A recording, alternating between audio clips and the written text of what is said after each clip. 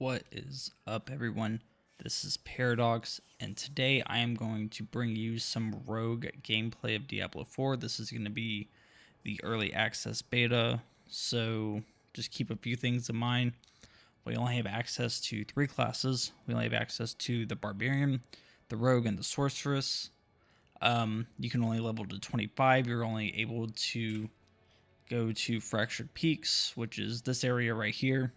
As you can see, I've explored most of the maps. I am missing a few waypoints.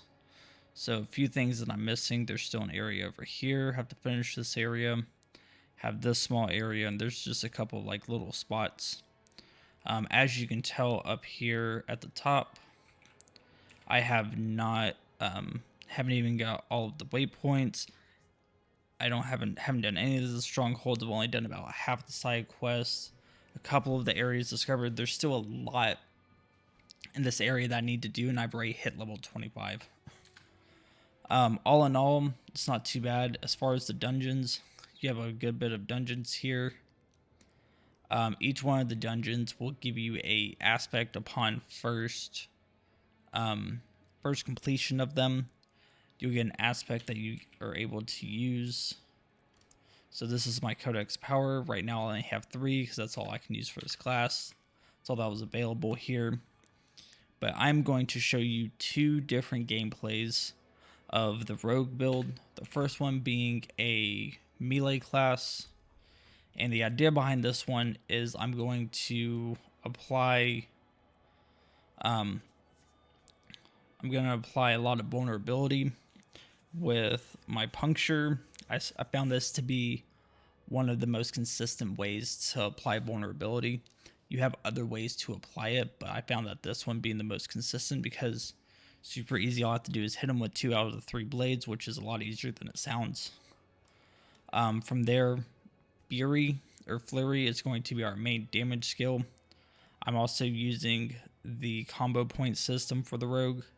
So I attack 3 times with my basic. I follow up with the core skill, and I get the additional bonuses. So I get an additional 158% damage bonus and a 45% increased attack speed. Here I opted in for a little bit of health, just so that I could end up, whenever I do crit on close enemies, I can regen a lot of it. And I went with this because Shadow Step is going to get me close to the enemies, let me backstab them, and I'm going to stun them for 2 seconds, so that means they're stuck there. Dash is something I'm going to use with every single build for my rogues, just because it's a great mobility. Moving down to concealment, this is where a lot of my crit's going to come from. So I'm going to set up dashing to the enemy, applying 20% increase critical strike damage. I'm going to backstab them to stun them. I'm going to pop concealment because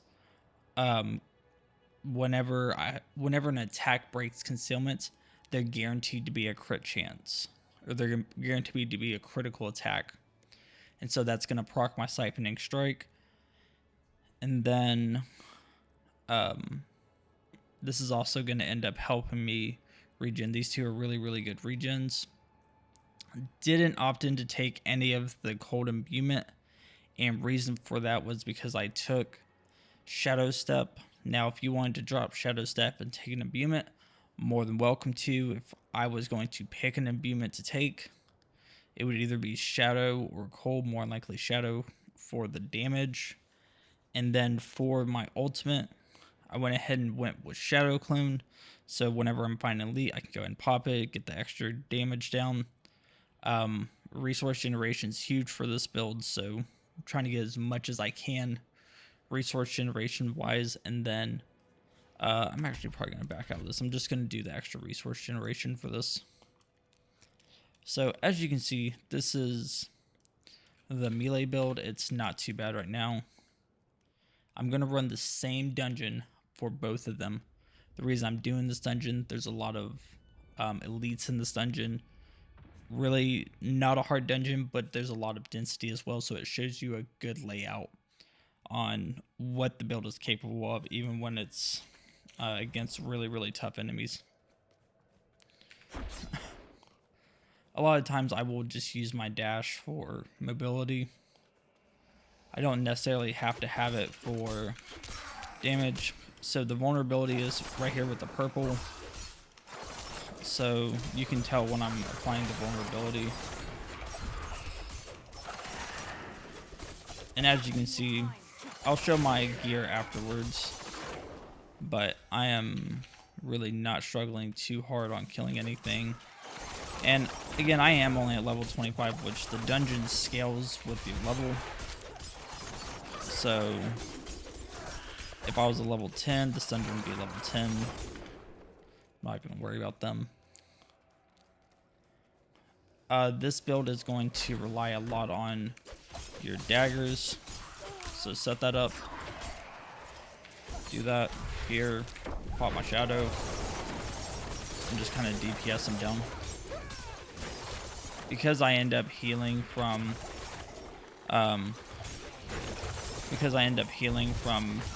both of my attacks, I can kind of tank this, but just know that it's by no means are you a tank. You have to get in, do a bunch of damage, get out. I need more time. And this is the good thing I do like about the Rogue. It has a lot of mobility, so it's not really hard to get in and out places.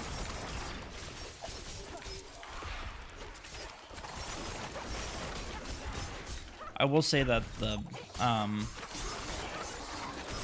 on veteran difficulty, so I'm on the middle one. Really, it's like tier 2 out of 4 of the difficulty, so it's not too hard. Let's see. Let's find this boss.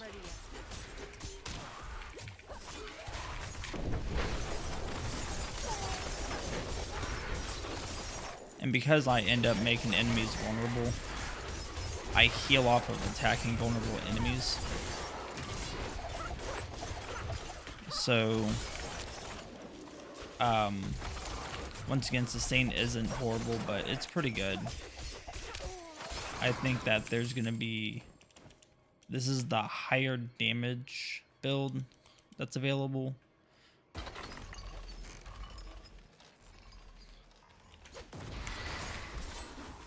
I would say I think that the bow is gonna have better better survivability overall, just because the range attack and how everything goes with that. I am spreading vulnerability by my flurry, so every time I hit, if I hit a enemy that has the vulnerability on them, I then spread it to the next set of people here. I should have done it on the actual boss itself. And what vulnerability does, it gives an extra 20% increased damage to attacks. Oh, this is the boss.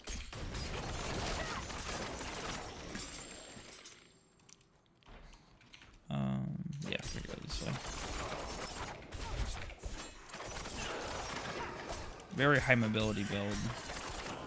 Easy to get in and out. If I'm about to take a bunch of damage, I can always, really, any of my 3 keys I could pop.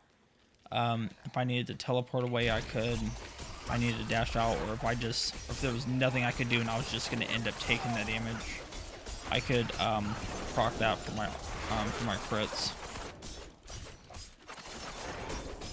Now there are aspects that are going to help you with this build. One of them being is that flurry does damage in a circle instead. That's really good for like situations like this, where I'm not necessarily like in, because normally it does a damage in a cone, but for the circle I can be in the middle of a pack and still do a bunch of damage. The other thing, this is a very resource hungry build, so having the one where my basic skills basic skills generate my energy. That's really strong. Let's go ahead and finish this off. Also, you can interact with things without being interrupted a lot easier. They made it to where you don't, even if you take a hit, you're not going to necessarily get stopped by it.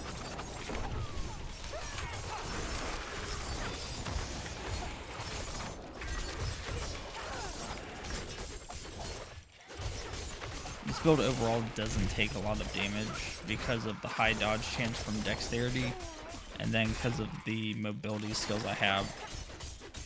And whatever damage I do take, I can end up recovering it pretty quickly.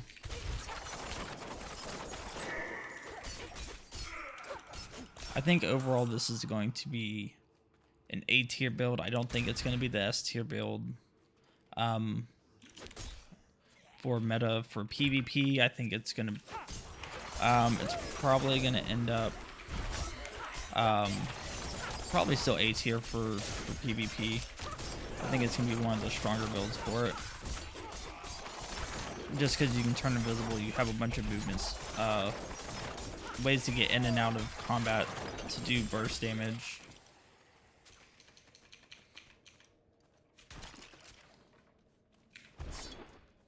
I'm just gonna go ahead and open this door.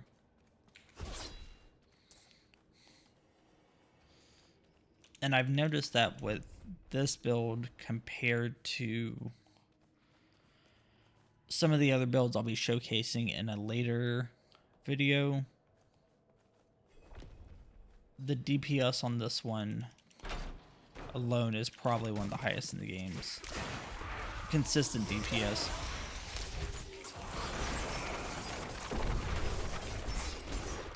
Like, I think the Barbarian has a little bit better, like, burst DPS, but for consistent DPS, it's really strong. Because, I mean, even though I am really resource intensive, it's still not bad.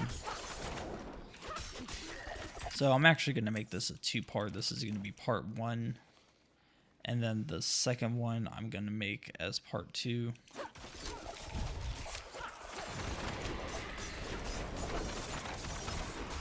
I'll probably do a different dungeon with the bow. So at this point, I just have to go slay all of these basic enemies. Not much to see here, so I'm just going to go ahead and cut until I get to the boss.